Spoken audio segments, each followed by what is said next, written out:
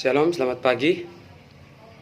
Sebelum saya menyampaikan hasil kerja saya, izinkan saya memperkenalkan nama lengkap saya Nisib Gandongara, NIM 2018 520 026. Di sini saya akan menyampaikan ringkasan dari awal pertemuan hingga pada akhir pertemuan. Nah, kita akan masuk ke ringkasan materi.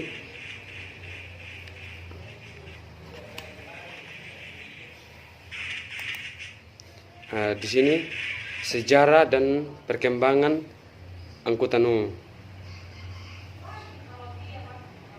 Sejarah angkutan umum sejak lama dulu telah diciptakan manusia melalui dari yang paling sederhana baru alat angkut yang digerakkan oleh manusia dan hewan maupun dengan menggunakan alat penggerak yang lebih modern berupa mesin uap sampai pada akhirnya manusia dapat menciptakan alat angkutan dengan menggunakan alat penggerak berupa mesin yang lebih canggih. Setelah diciptanya sarana transportasi, maka mulai diciptakan oleh manusia bagaimana agar sarana transportasi atau angkutan ini selain dinikmati untuk kepentingan sarjana pribadi juga dapat dijadikan sarana pengangkutan untuk orang lain, dan terjadilah pemikiran komersial untuk mencari keuntungan dalam menciptakan kendaraan atau angkutan yang bisa mengangkut lebih dari satu orang atau dua orang.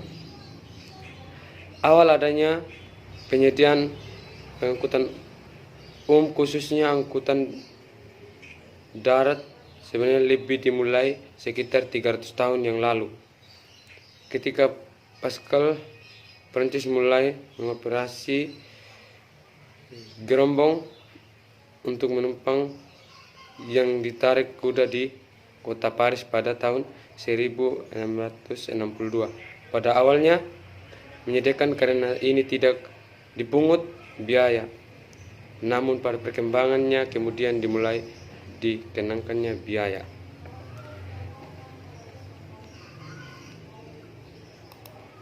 Nah, kita masuk ke konsep angkutan umum. Nah, di sini saya akan menjelaskan konsep angkutan umum.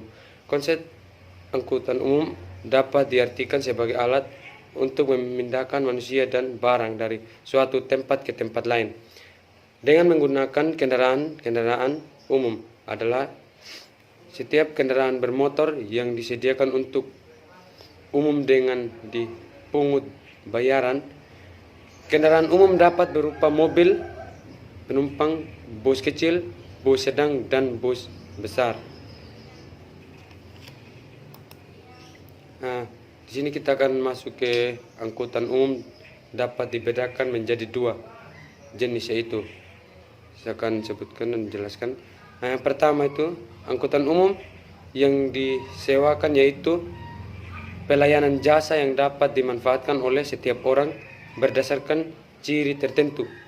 Misalnya, tarif rute angkutan umum ini dapat umumnya tidak memiliki trek dan jadwal yang tepat. Misalnya, taksi, ciri utama angkutan ini adalah melayani permintaan. Yang kedua, angkutan umum misal yaitu layanan angkutan yang memiliki trek dan jadwal tetap. Misalnya, bus dan kereta api. Jenis angkutan ini bukan melayani permintaan, melainkan menyediakan layanan tetap, baik jadwal tarif maupun lintasannya. Nah, kita masuk ke penentuan trayek, terminal, dan halte. Nah, di sini pemerintah sebagai regular mempunyai tugas. Yang pertama, penentu standar pelayanan dan sistem mekanisme perawatan. Kedua, penyediaan prasarana. Dan yang ketiga, perencana, trek, prioritas, bus-bus, dan lain-lain. Dan yang keempat, perencana tempat henti, tempat parkir, integrasi, dan moda lain. Yang kelima, pemberi izin trek. Yang keenam,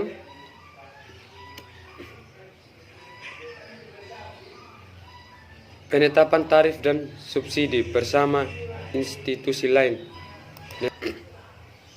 Di sini kita lihat ada beberapa aspek yang harus dipertimbangkan di dalam perencanaan angkutan umum. Antara lain, yang pertama itu teknis, yang kedua ekonomi, dan yang ketiga di sini lingkungan, yang keempat sosial. Nah, contoh perencanaan angkutan umum secara teknis di daerah perkotaan berbeda dengan daerah pedesaan dari sisi lain, yaitu highway dan ukuran armada. Yang ketiga rute dan lain-lain.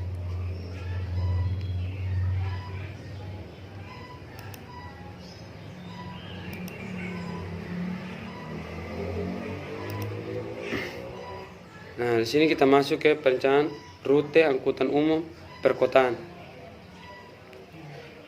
Nah, di sini perencanaan rute adalah perencanaan awal dalam perencanaan angkutan umum. Nah, dalam perencanaan ini perlu diperhatikan ada beberapa yang harus kita perhatikan, yaitu yang pertama itu waktu tempuh maksimal, yang kedua ketersinggungan antara rute, dan yang ketiga itu perbandingan waktu tempuh antara jarak dari zona awal ke zona tujuan melalui rute yang direncanakan dengan short path. Dan yang keempat itu jenis rute. Kita masuk ke perencanaan terminal dan tempat henti. Nah, di sini dalam perencanaan terminal bis, kriteria utama yang ditetapkan adalah yang pertama itu dapat mengantisipasi pergerakan pelajaran kaki, yaitu mudah dicapai dan dari daerah sekitarnya. Kedua, dapat mengantisipasi sirkulasi pergerakan bis secara efektif dan efisien. Yang ketiga, dapat mengatasi kebutuhan transfer secara cepat dan mudah, mampu mengantisipasi gerakan dan rider secara mudah dan cepat.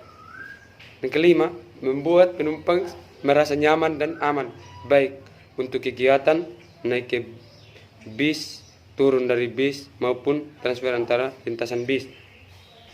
Mungkin itu yang bisa saya sampaikan, yang bisa presentasikan.